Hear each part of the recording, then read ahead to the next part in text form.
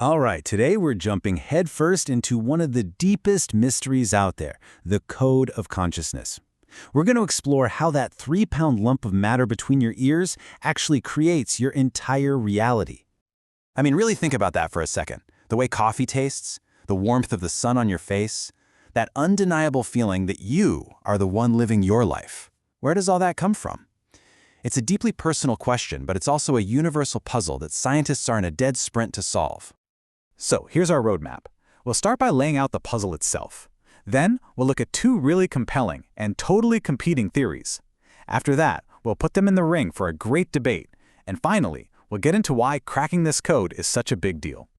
This right here is what some people call the hard problem. It's one thing to see neurons firing on a scan, but it's another thing entirely to explain how all that electrical and chemical activity creates the rich, technicolor inner movie of your life. We're about to look at two very different, very powerful attempts to answer that exact question. Okay, first up to the plate we have cognitive evolution theory, or CET for short. The best way to think about this one is as a process theory. It's not so much about what consciousness is made of, but more about how it all happens, moment to moment, as this dynamic event inside the brain. So, CET sees the mind working on 3 different levels. It all starts at the very bottom, at the micro level, where the theory proposes that our volition, that initial spark to do something, actually comes from tiny, random quantum events. That activity then bubbles up to the middle level, the computational networks, which is where cognition happens. The brain processing information, making predictions. And then, finally, at the top, the macro level of the whole brain, that's where consciousness pops into existence. But here's the key. It's just a representation of all the work that already happened below. Consciousness isn't the director here, it's the final report. So how does the brain stay in this perfect state to do all this? Well, according to CET, it keeps itself in the sweet spot called self-organized criticality.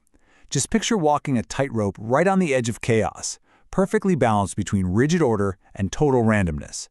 The theory says this is the absolute best state for processing information, and it's from this knife's edge that consciousness can emerge. And this brings us to CET's most radical idea. It says your conscious experience isn't some smooth flowing river like you might think. Nope, it's actually more like an old movie film strip, a super fast series of individual still frames. Each one is a tiny pulse of awareness, and they flicker by so quickly that our brain stitches them together and creates the illusion of a continuous flow. So let's just let that sink in. The big takeaway from CET is that consciousness is passive. It's the readout, not the person in charge. That feeling you have right now that you are consciously deciding to listen to this, according to CET, that's an illusion. Your consciousness is just reporting on a decision that the machinery of your brain already made. Okay, let's hit the brakes and switch gears entirely. Our second contender is NBC theory.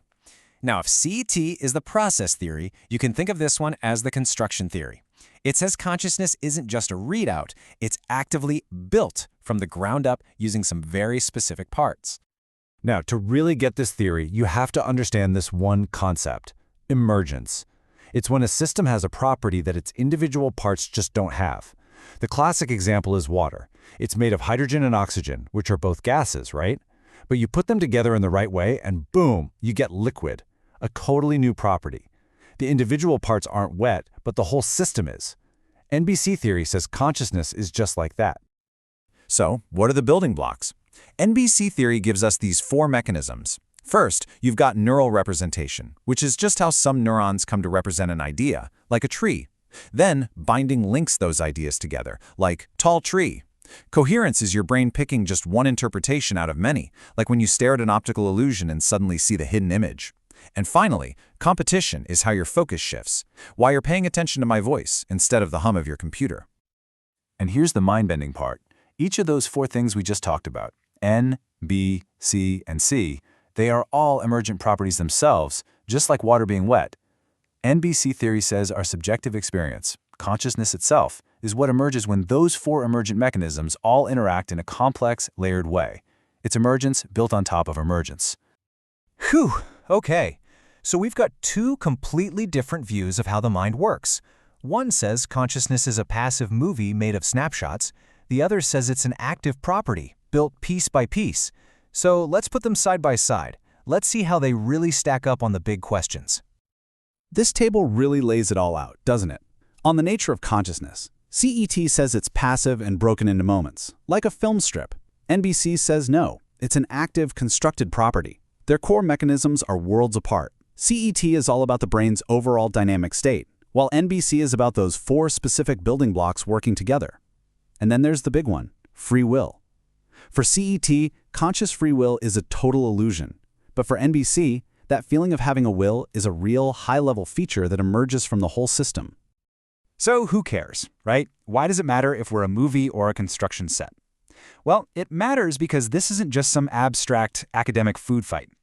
This debate gets to the absolute core of how we think about ourselves, our choices, and our reality. This whole debate really forces us to ask some huge questions.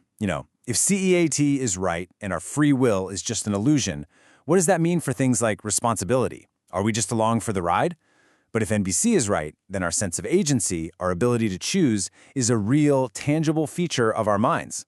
The answer really helps define what it even means to be human. So I'll leave you with this question to chew on. As you go through the rest of your day, just pay attention to your own inner world. Does it feel more like you're watching a seamless movie that's just being played for you? Or does it feel more like something your brain is actively, cleverly building from the ground up, moment by moment?